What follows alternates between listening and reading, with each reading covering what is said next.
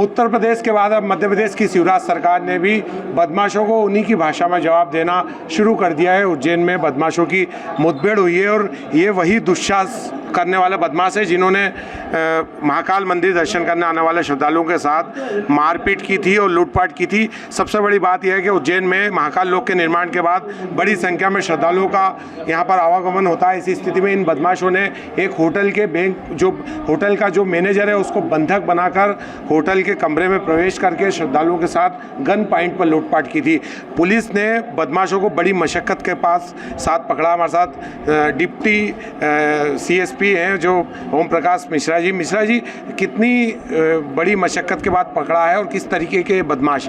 अभी जैसे कि 2 दिन पहले इन लोगों ने एक लूट कारित की थी, उसके बाद ही हमारे वरिष्ठ अधिकारियों के निर्देशानुसार कंप्लीट हमारी टीमें रवाना थी, जिसमें हमारे द्वारा साइबर टीम और अन्य स्थानीय थाना क्षेत्र की पुलिस, अन्य जिलों की पुलिस का भी उपयोग किया गया। इसके साथ में जो भी हम फुटेज मिले थे उनके आधार पर हमारे द्वारा बड़े स्तर पर मुखबिर भी मामूर किए गए थे। उन सबकी संयुक्त प्रयासों से आज हमें 11:15 बजे एक सूचना मिलती है कि जिस हुलिये की कार हमने मुखबिरों को दी थी वो हुलिये की कार और साथ में वो लोग धर्मबड़ला बड़नगर रोड के पास में एक कार को धक्का दे रहे हैं। तब हमारे द्वारा CL माले उप निरीक्षक थाना महाकाल के नेतृत्व में एक टीम बनाई गई और तत्काल उनको धर्मबड़ला रवाना किया गया। धर्मबड़ला पहुंचते ही साथ में जैसे भी आरोपियों ने पुलिस को देखा और भागने लगे, आजू बाजू उबड़ खाबड़ स्थान था। पुलिस ने उनका पीछा करते हुए उनको पकड़ा है। पकड़ने के दौरान जो भी जुमाझटकी हुई उससे इनकी थोड़ी बड़ी चोटें भी आई हैं। इसके लिए तत्काल इनको हॉस्पिटल लाया गया है, उनको प्राथमिक उपचार करवाया जा रहा है और इनका मेडिकल करवाया जा रहा है। सर, बड़े हथियार भी लेकर ये घूमते थे। उज्जैन में बड़ा दहशत का माहौल हो गया था चूँकि बड़ी संख्या में श्रद्धालु आते हैं। होटल के अंदर घुसकर एक कमरे में जाकर गन पॉइंट पर लूटपाट की थी। तो किस तरीके के हथियारों का यूज़ किया था, क्या बरामदगी हुई है इसमें?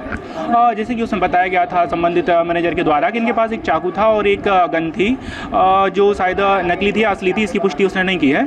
तो अभी दोनों हथियार इनसे बरामद होना बाकी रह गया है। इनको अभी प्राथमिक ट्रीटमेंट के बाद जैसे ही डॉक्टर रिलीव कर देंगे तो हम लोग इनसे पूछताछ करके बाकी सारी चीज़ें इनसे बरामद करेंगे। सर, यदि ये भागते या पुलिस पर हमला करने की कोशिश करते गन से या किसी और हथियार से, तो क्या सर उस समय क्या परिस्थिति बन सकती है? जैसे कि CRPC 41 सेक्शन के तहत जो पुलिस के लिए अधिकार प्राप्त हैं कि यदि संवेदनशील अपराधी है उसको पकड़ने के लिए जो सब संभव प्रयास करने की पावर पुलिस को है। जो भी प्रयास की आवश्यकता, जिस भी उपाय की आवश्यकता पड़ती, पुलिस सारे उपाय के साथ में हमने रवाना की थी। सर, इस घटना को मुठभेड़ जरूर मानेंगे आप? हाँ, ये घटना मतलब कि प्रारंभिक रूप से तो एक मुठभेड़ का ही रूप है। बस इसमें हमें फायरिंग की आवश्यकता नहीं पड़ी। हमारे पुलिस की तात्कालिक सक्रियता के कारण इनको हमने मौके से पकड़ लिया। जो पुलिस के हथियार थे उनको देखकर भयभीत हो गए बदमाश?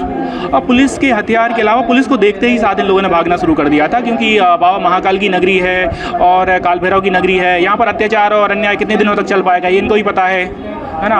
तो कहाँ के बदमाश है, कहाँ से आए थे? ये खजराना थाना क्षेत्र इंदौर के रहने वाले हैं तीनों। पुलिस की जो मुठभेड़ हुई है उसमें भले ही फायरिंग की आवश्यकता नहीं पड़ी हो, लेकिन इन बदमाशों को पकड़ने के लिए पुलिस को काफ़ी मशक्क़त करना पड़ी। Vikram Singh Jat, ABP news, Ujjain.